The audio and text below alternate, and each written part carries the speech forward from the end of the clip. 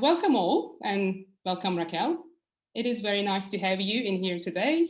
And before we start, I will make a short announcement in Turkish about the practicalities.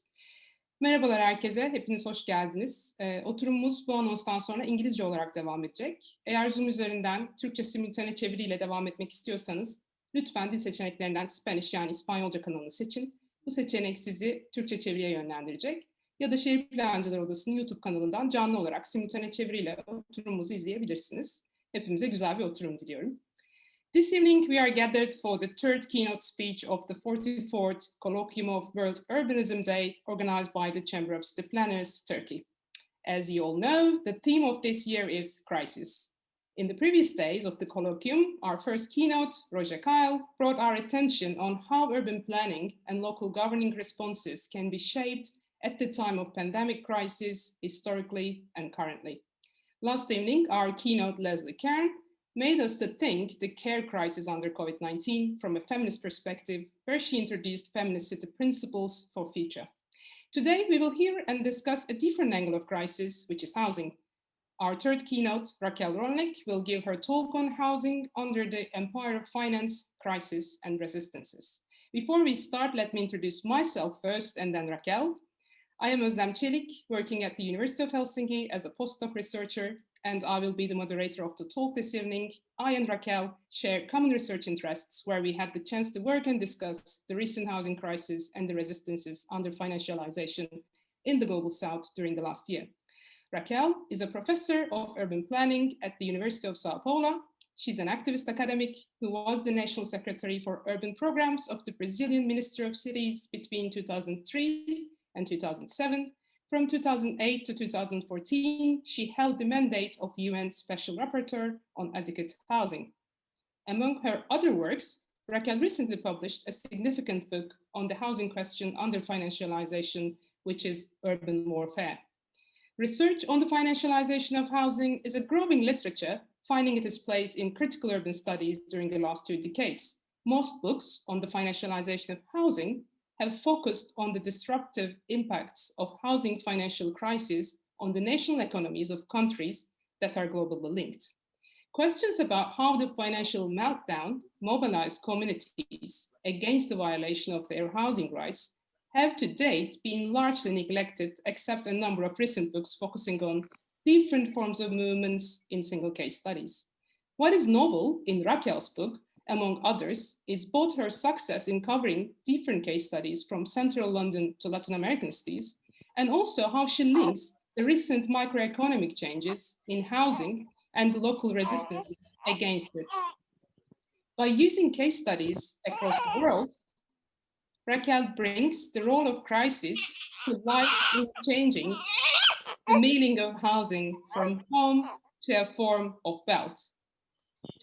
She brings I think one of you left your left your Zoom unmuted. So is it possible for everyone to mute themselves? Thank you. Yeah, it is the joy of Zoom. So by using case studies across the world, Raquel brings the role of crisis to light in changing the meaning of housing from home to a form of wealth. She brings mobilization of people and activism in the forefront of her discussion, which carries a bottom-up research spirit. That is why Raquel names the crisis not in financialization, but in housing. Her invitation to read the crisis of capitalism of today in housing allows her and us to make a global analysis of housing crisis, which is not only limited to the burst of housing bubble in the global north countries, rather beyond it. So Raquel will give a talk for 30 to 35 minutes, and then we will have time for a Q&A session for around 15 minutes after the talk. Please do not hesitate to ask your questions in the Q&A section of Zoom or in the YouTube channel during and after the talk. And before we start, I would like to thank the organizers from the Chamber of City Planners, participants who are with us now, and the translators to make this event possible. The floor is yours, Raquel. Thank you very much. First of all, I would like to thank you for the Chamber of City Planners, part of the Union of Chamber of Turkish Engineers and Architects, to give me the honor to be one of the keynote speakers in the 44th colloquium, celebrating the World Urbanism Day. I would like also to thank a lot Özlem, Çelik, a good friend with common research topics, to be the moderator. And I apologize that I can't speak Turkish, so I will do my talk basically in English. So a new colonial power, which is flagless and faceless, is seizing our territories, transforming our landscapes and lives. And I'm talking about financialized digital neoliberalism. And sorry for the long denomination here. And I use here deliberately the word colonization to define a process which implies a territorial occupation, including in its military and security size dimension, but also in terms of the exercise of sovereignty, which has, like many other colonizations operations, an extractive nature, to occupy, to extract. And I will get back to that. But more than a new form of organizing capital and economy, we are talking about a new biopolitics in its reorganization of bodies, of subjectivities, and forms of political territorial organizations, which are marked by private regimes of territorial control and governance.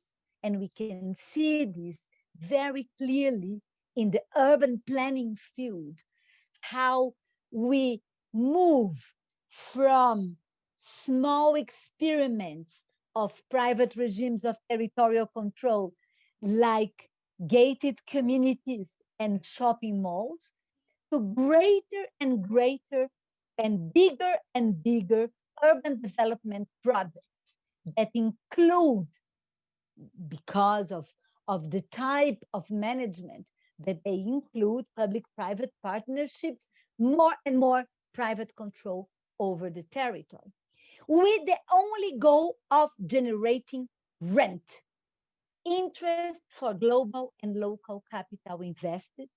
And it's increasingly very impossible to separate what is local and what is global capital invested in the built space, in the built form, opening new frontier spaces for products capable of attracting the wall of money, which is the surplus capital which floats over the planet, looking where to park to generate more interest for the capital invested, in order to be bigger, in order to look for where to park, in order to generate more interest. And I could go on and on and on that same movement. And we can talk ourselves and we can ask ourselves as architects, as planners, when we see those artifacts that are taking up and seizing the landscape of our cities, glass corporate towers, shopping malls, international brand hotels, and we see how much they are identical. I am in Istanbul, or I don't know, in Rio de Janeiro, or in Astana, Kazakhstan, or in Dubai, or in Chicago, and it seems that we are in the same place. And is this a pandemic of lack of creativity of our architects and urban planners? No, absolutely not. Those morphologies, they correspond exactly to the international products that are capable to attract this surplus of capital, which found in the built space, in real estate, one of the most powerful chains for the circuits of appreciation of capital.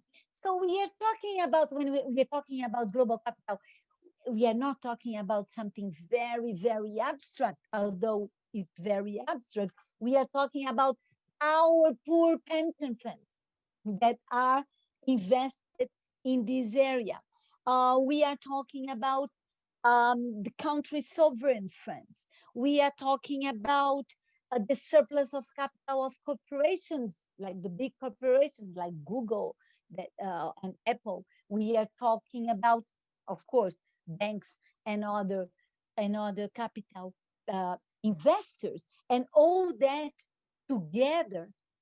We are talking about, one hand, all the financialization of social rights, and I was mentioned pension funds. We don't have public pensions anymore, or they are residual, and we push everybody into financializing social rights. And I'm going to talk to housing, and housing was one of the new frontiers for do that. We tie social demands to financial capital.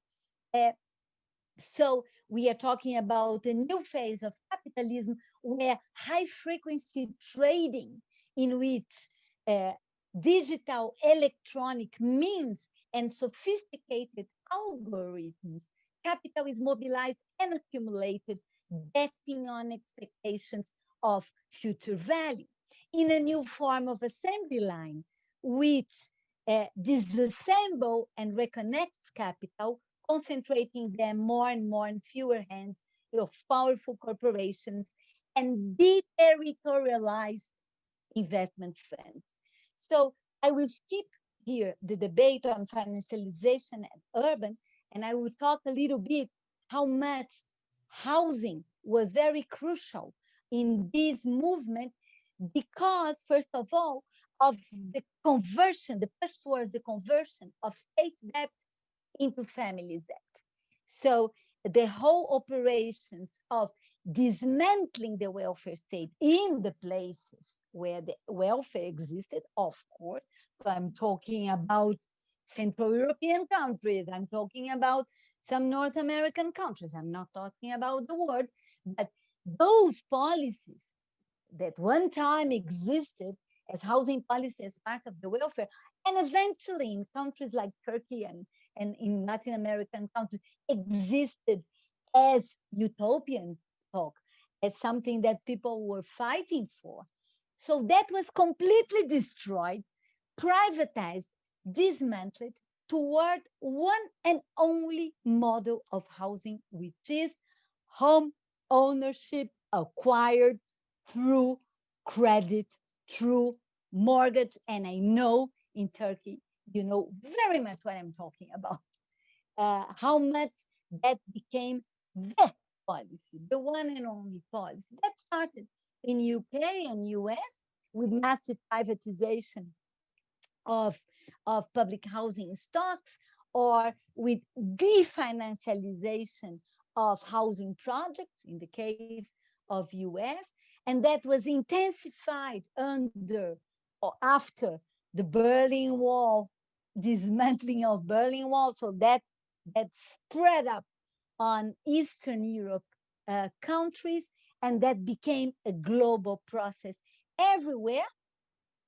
And it's everywhere, but at the same time, it's very specific in every country, how the specific mode by which the process has happened in different places. And I could mention several cases and several versions of the same process, but I would prefer to do a little marketing here, so you can read my book, Urban Warfare, where I describe the different versions of that. But I can tell you that the destruction and replacement of debt account, how do you say that, Özlem? The right word for the Turkish settlement? Gecekondu. Gecekondu. Yes. The replacement and destruction of Gecekondu is very important part of this global process, and it's very important expression for that, and it's very similar to the case of Chile, for instance. In the 70s, the first, I would say, laboratory in the so-called third world or the periphery of capitalism, where a massive production of housing policy had two objectives at the same time, and they are very much connected.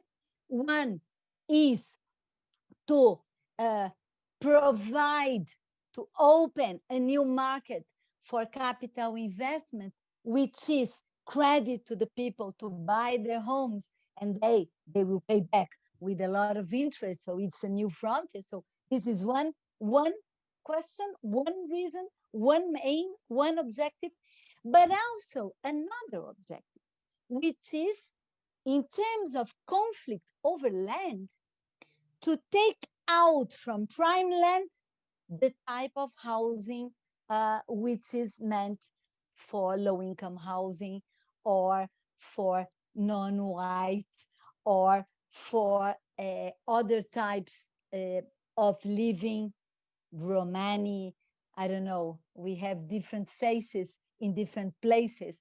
But in all of them, there is a mantra here, which is unlock land value, which is what is unlock land value? And it's a mantra of urban policy, of urban planning policies. It's basically saying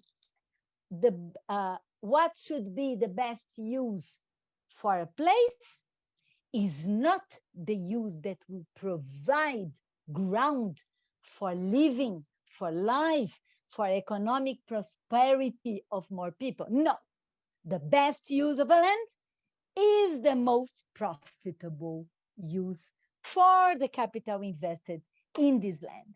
So we are talking about a massive process of dispossession, of taking over land.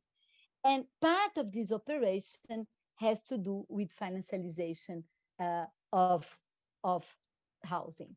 Under the mantra of unlock land value, high-priced urban land with low rent yield extraction, typically well-located working class or informal neighborhoods, or public properties, public land in most of the cases, urban and housing policies. So I'm talking about state-led, 100% state-led in a more authoritarian or less authoritarian way. Again, it depends on the political economy of each country, have actively created the material, normative, and symbolic conditions to capture lived territories, to submit individual and families to debt, creating indebted families in a global process of dispossession through reforms of housing policies and promotion, and highly subsidized. And that's very important. So one of the lies around these new policies of homeownership is that, oh, let's get the state out of the game of housing. It's something that the market can provide. In all the cases, all these operations to shift into the market, they meant high amounts of subsidies, of public subsidies, being public subsidies in the forms of public land that was used, being the public subsidies in the form of actual subsidies related to mortgage and credit and other forms that we can discuss later if you want to. But it's important to say that the result of this global process, what is the result of this global process? The result of this global process is crisis, is a very deep housing crisis. A very deep housing crisis in places like UK or US, places that were not particularly characterized by a housing crisis before, and now they do have a acute housing crisis, which in several countries in Europe as well, in countries in the periphery of capitalism like Brazil, where massive housing was produced in around 2006 to 2010, 2009 to 2014. Even in this case, we have more problems in housing now that we had before, because super appreciation of real estate prices after this operation, and we can talk more about that. And again, a new wave of housing financialization, which is not around home ownership anymore, which is around rental housing, which is the new face of housing financialization. But I won't talk about that, because I think it's very important to talk about the places of the city which are not organized under this logic. So I was talking about rent-seeking landscapes. Now I will talk about those landscapes for life, which a discriminatory gestalt of urban planning defined as informal, as illegal, as subnormal, and that was absolutely central to these operations of capital. So the margins, those landscapes for life that are always subject by urban planning as a laboratory for urban reconfiguration, which marks the operations, the urban planning operations historically. But what I want to show now, that urban planning in cases like Latin America, for instance, were never able to ritualize all the self-help and self-built settlements and self-built cities. But despite the fact that they were all the time stigmatized as illegal, as informal, as irregular, and including shifting. And I think that this language is very important in the case of Turkey, shifting from saying it's unhealthy to it's risky or prone to disaster, and using this idea of risk and prone to disaster in order to say, oh, this should not be there. The response was never completely destruction of eviction, but ambiguity. In a state of permanent transitoriness, creating a sort of gray spaces between the legal, the illegal, legitimate, and the illegitimate, permanently negotiating inclusion in the city. And planning provide the instrument and language to define the borders of these perimeters, which are subject of a permanent state of exception. So this explains, for instance, the fact that the police, in the name of drugs, can enter in some neighborhoods just shooting randomly, and don't do that in the so-called formal areas. So I think that the political economy of space transitates between destruction operations in the name of health, risk, environmental preservation, and on the other side, this permanent negotiation and institutionalization of this state of exception, which is politically very important. But in order to finish this first provocation here for our discussion, I think it's very important to see two things on two questions of issues around this process that I have just described right now.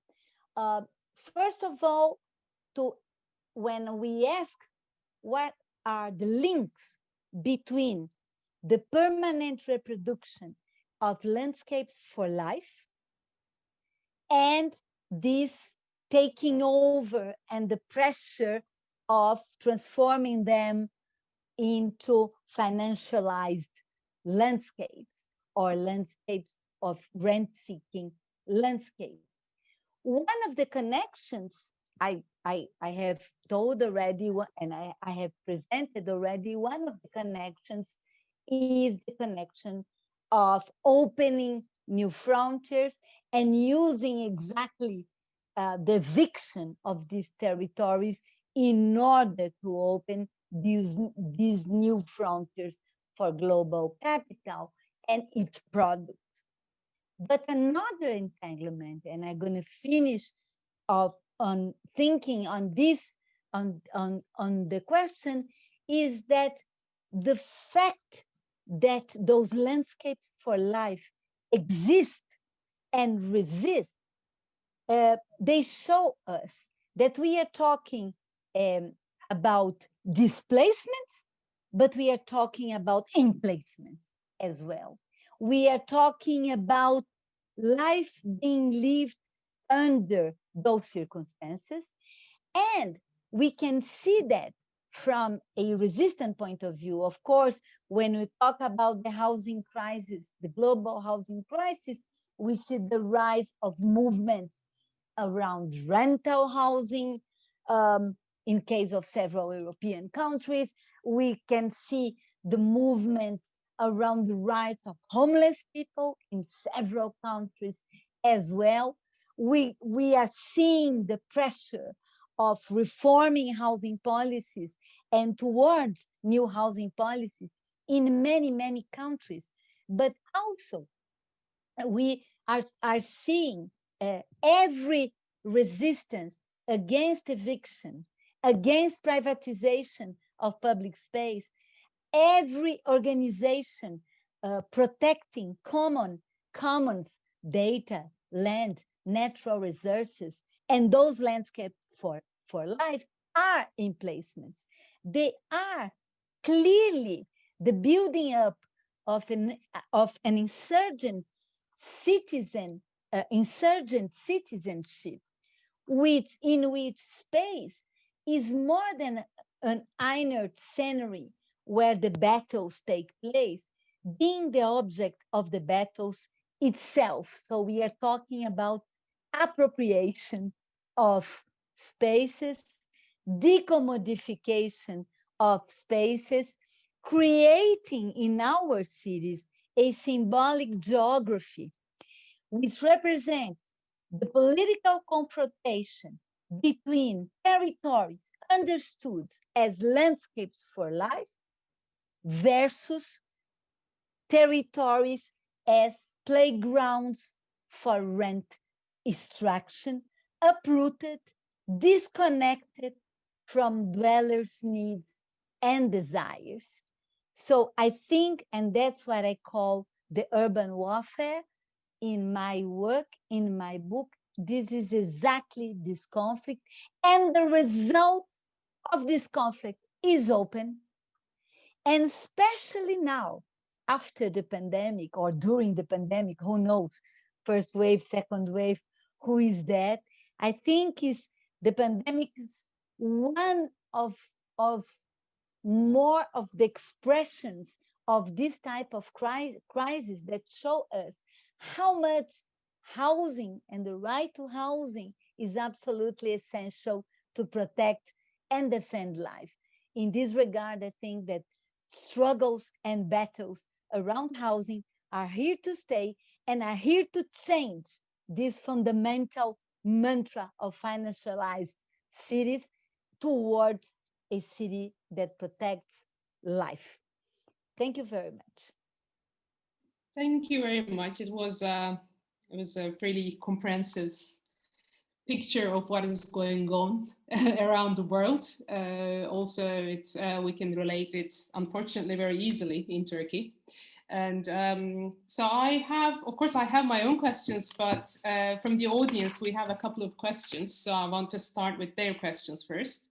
Sure. And so the first one is more like your comments about the state-oriented financialization of housing.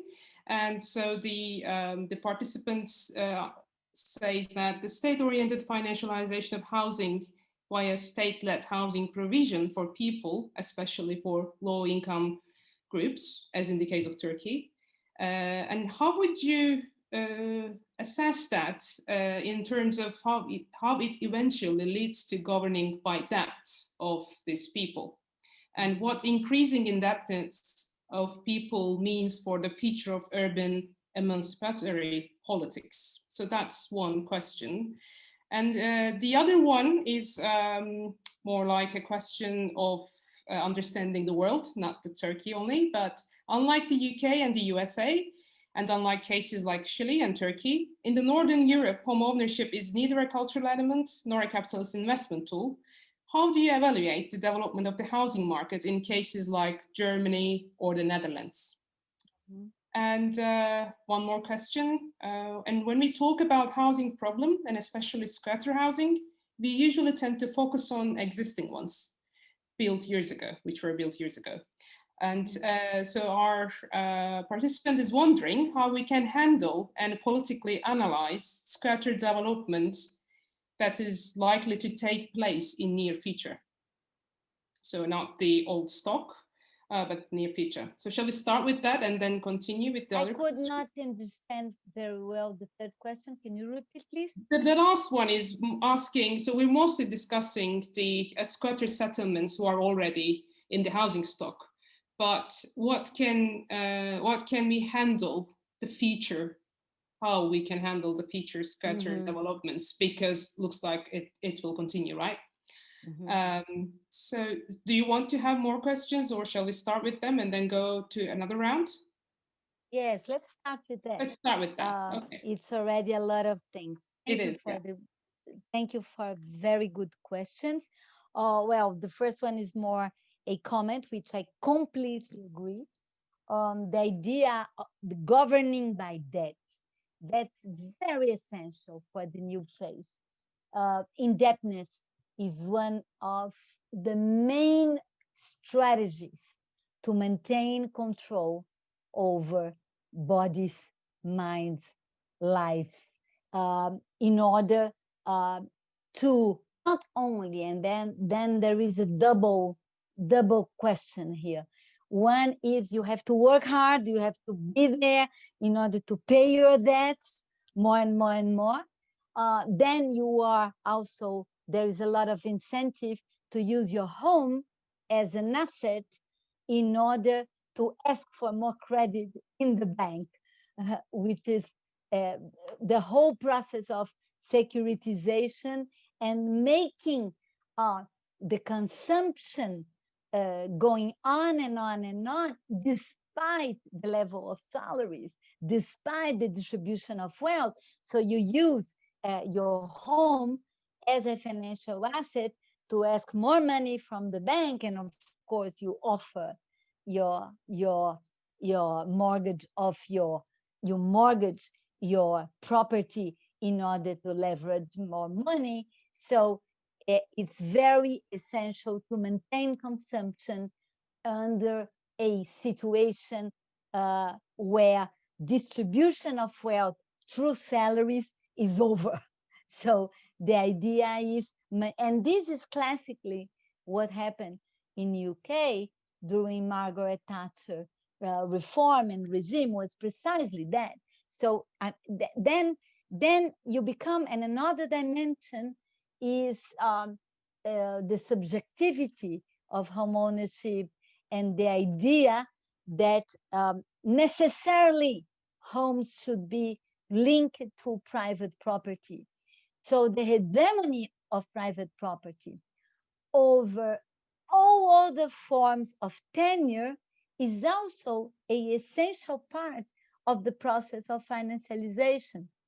The thing which is essential in order to be able to transform build space into a financial asset is property, is registered property. So I think that that's another dimension of how much is absolutely essential in order to maintain this capital, this new age of capitalism, financialized age of capitalism, by relating people with debt and private property. So there are several dimensions definitely on that. The second question, very good question also, that provide me some time to talk a little bit about this new phase of financialization. This first phase, of course, timing is very difficult because in each country the timing is very different. But if we take the situation in US, in Europe, at least in Central Europe, we have a first phase of financialization of housing that was through promotion of homeownership, with two phases, I would say. One was privatization of the stock, existing stock, which happened in the socialist cities and happened in UK and other countries, former socialist countries, but also with massive production of new homes. That happens in Spain, for instance, or in Turkey as well, and in Brazil as well. So it's another form of producing financialization through the spreading of home ownership, because all of this they are outlets for credit, basically outlets for placing money and expecting returns. Because of the financial crisis and the mortgage crisis from 2008 on, and I won't have time to explain and elaborate more on that, but I think that everybody knows well this history, including because some of the Turkish construction companies, they just bankrupt after that, when capital just went out from them towards more promising outlets of return. So after this new phase, the same investment funds, the same pension funds, the same managers of global managers of financial capital, they enter into the rental market. Why I'm telling all that? Because in Germany, for instance, Germany was never a place that promoted homeownership, never in their political history of housing history, which is not that true for Netherlands, because Netherlands, yes, enter into that. But what happened is that those investment funds have created a new category of landlords, corporate landlords, that started by buying the foreclosure stock that was, people were not able to pay their debt anymore. In the case of Spain, in the case of several places and territories in the US, and they bought the stock and they put them into rent. This, together with platform management of property like Airbnb and other platforms, that created a new frontier for financialization of housing around rental. That happens in Germany, that happens in the Netherlands as well.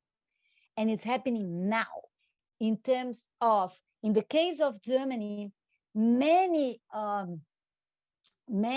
public landlords of rental housing, they sold because of the needs to get more money, because fiscal austerity policies from some cities like Berlin had to sell off some of its stock of housing. So a new corporate landlord became there. That happened also in Sweden, in many situations, in Sweden, in Denmark, in other places like that. And rents went up, and now also we have a lot of protests around rent regulation, and a new wave of housing movements are arising around that, around regulation and fixing of rent, around taking back to public hands some of this stock that was privatized and things like that. So the third question is future.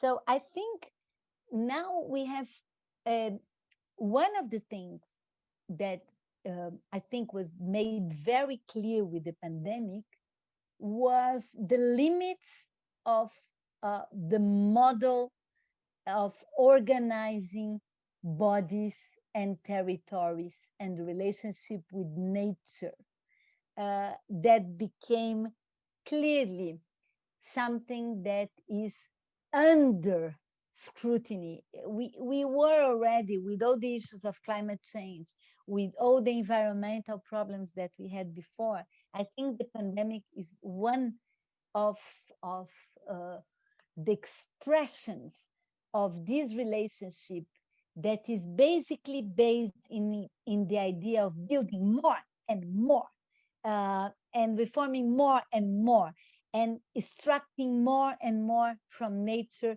in order to produce more and more. So we are talking about a model in which a compound growth is essential to maintain capitalism running. So how much now is all of this model is under stake because of the pandemic and because of the impossibilities of circulating rapidly like it was because of the dangers for the health. So a new airport and a new port and a new expansion front, which was basically the ideas that informed planning in the past, maybe we have to rethink on them. And maybe we have to rethink on them in terms of rehabilitating and reforming the existing stock, the existing conditions, rather than promoting more and more and more and opening more and more frontiers. I think that is one of the issues that will certainly, I think, will come after the pandemic, at least as new utopian thoughts, not a utopia of this compound growth, but a new utopia, an utopia of no growth, maybe. Yeah, thank you. Yeah, but just related to the pandemic, I have two more questions related to the pandemic. One is, how would you assess the situation for Airbnbs and also office stock especially in like large cities or global cities, as it is called, like in London or in Dublin, for example? We know that the office buildings are now vacant due to pandemic because everyone is working from home, and unfortunately they're more productive when they work from home. So the big corporations like Google thinking of leaving people to work from home even if the pandemic is over. So how would you assess this one? And also Airbnbs are also in the normal rental housing market now in many cities because there is no tourists in the cities anymore. So of course they had to rent out their houses in the normal rental housing market. So that's one question about COVID. But the other one, I want to take your attention back to the movements and strategies. So there are two questions related to the movements. And one is, do you think we need to change or add new demands because of the pandemic crisis in housing movements, or what can they be? And is there any like possibilities rather than limitations for movements under the effect of pandemic? And the other one is a question about so through urban planning, a large portion of illegal or informal, not illegal in our terms, but informal housing are legalized or formalized and opened for investments. So even before the legalization, mass resistance as against this state of exception took place in Turkey in the housing. Do you think the politics of housing holds the potential for leading to emancipatory practices or being a strategical note of action for change? So, and I'm just checking whether there is another question. Yeah, and the last one is the term you used, landscapes for life. Is it possible to use this this concept to represent a holistic and comprehensive perspective? So these are all for now. Okay, thank you again for those very, very interesting questions. First of all, office buildings will be empty, will disappear. We won't have office space anymore in our cities. What's going to happen? Let me just tell you a small anecdote. When I was rapporteur on the right to adequate housing, in order to go from Brazil, where I live, to Indonesia, I had to stop by Dubai. And I was in Dubai, and I was seeing all those empty buildings there. And I was wondering, by the time I was so ignorant, I said, oh, those are empty, poor developers. They had such a hard time. They must be bankrupt by now. But after studying what happens with financialization, it's incredible that the buildings don't need to be used in order to perform as financial assets. So this is incredible because they don't even need to be used in order to perform. They can be on the books, and being on the books, they made possible for the owners, which are investment funds, basically equity funds, hedge funds, to better their profile and get more leverage in terms of investment. So this is very, scary, no? Because we can just open our cities to something which is completely abstract. Because these players in the real estate domain, they have a medium time or a long time expectation of appreciation. So this is why real estate and built space is so essential for financialization, because built space long stays forever, decades.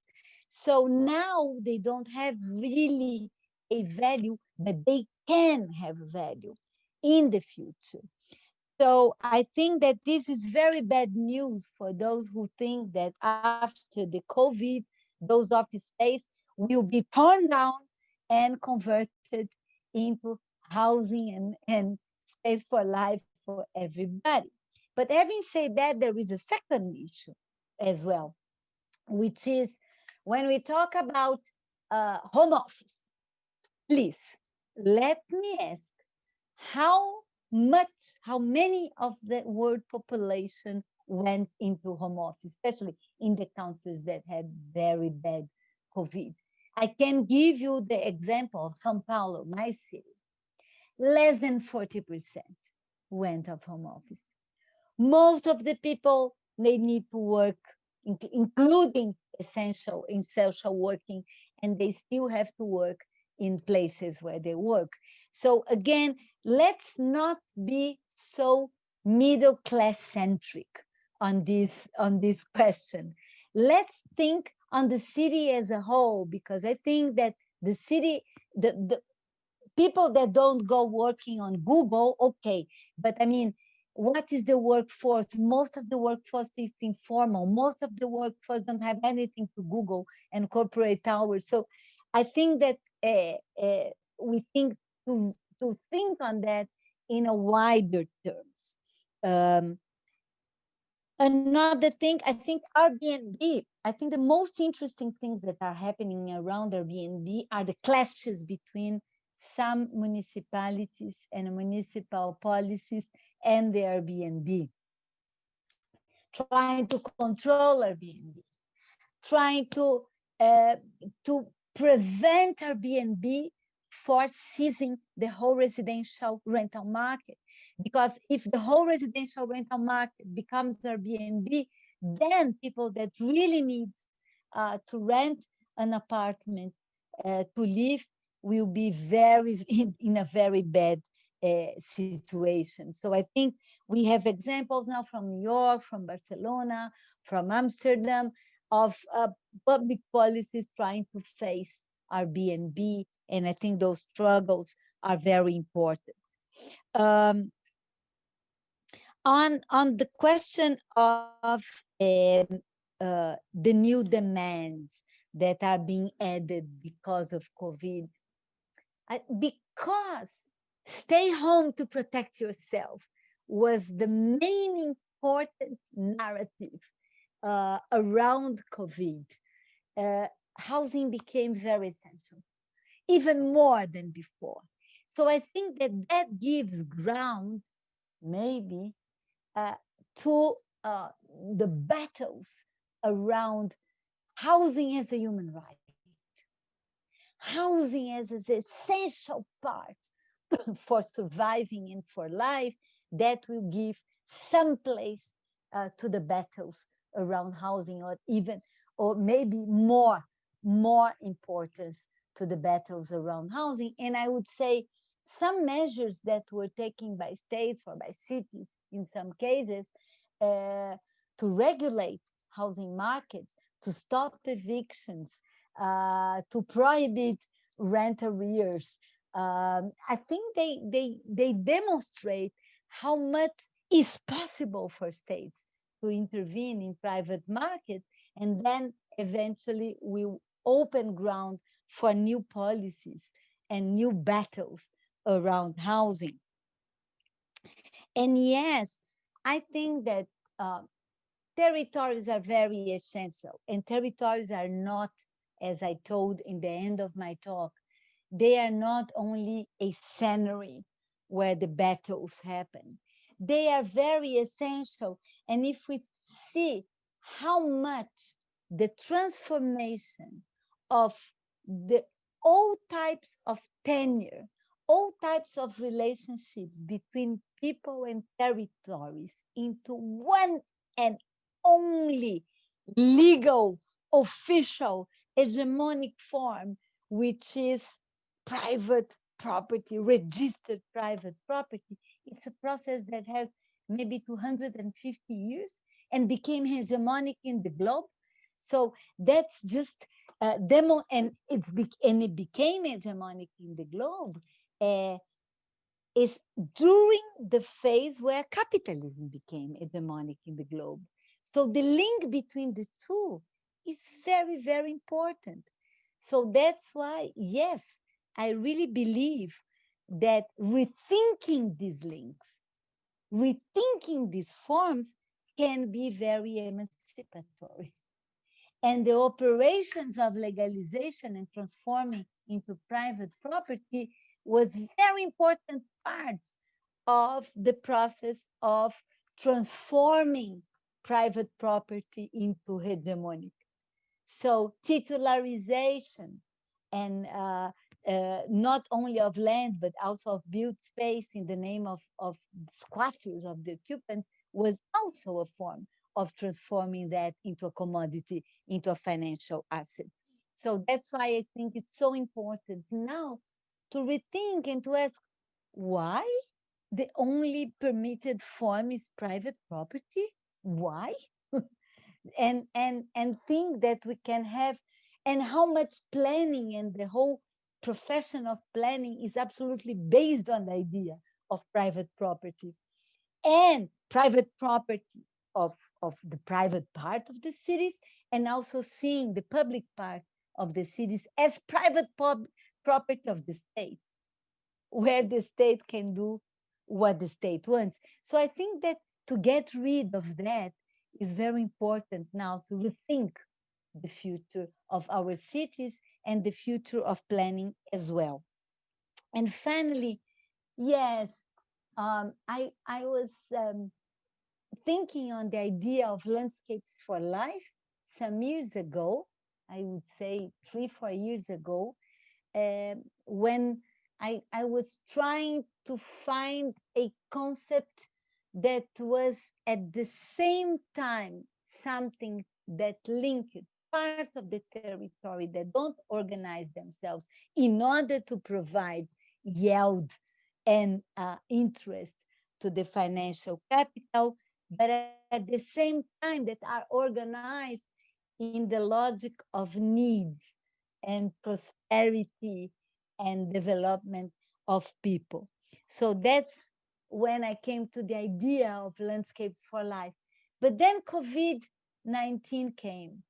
So, and now for me, it makes much more sense to talk about landscapes for life, because landscapes for life means to change the way we organize space, to change the way we organize the relationship between bodies, territories, and spaces based on the idea of not in the idea of more consumption, more growth, more extraction, more capital, but in order to preserve and protect life, which is something very basic, but it's very, very far away from the model, the hegemonic model that we have. And I think that we should move towards that in the future.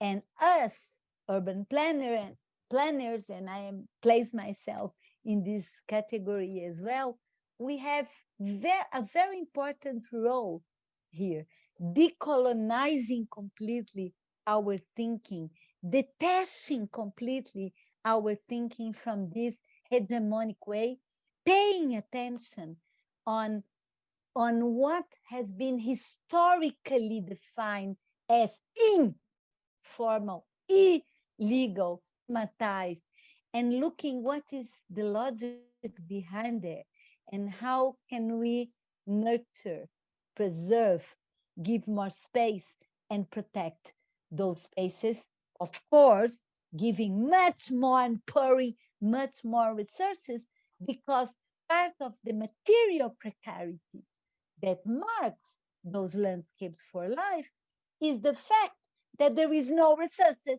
no material resources, no state resources in order to produce them, and not the fact that they don't organize themselves under the logic and the hegemony of private property and capital interest. Thank you very much. I Yeah. think that was a really nice ending of this talk. Because of time limitations, we cannot go any further, even if we have more questions and comments.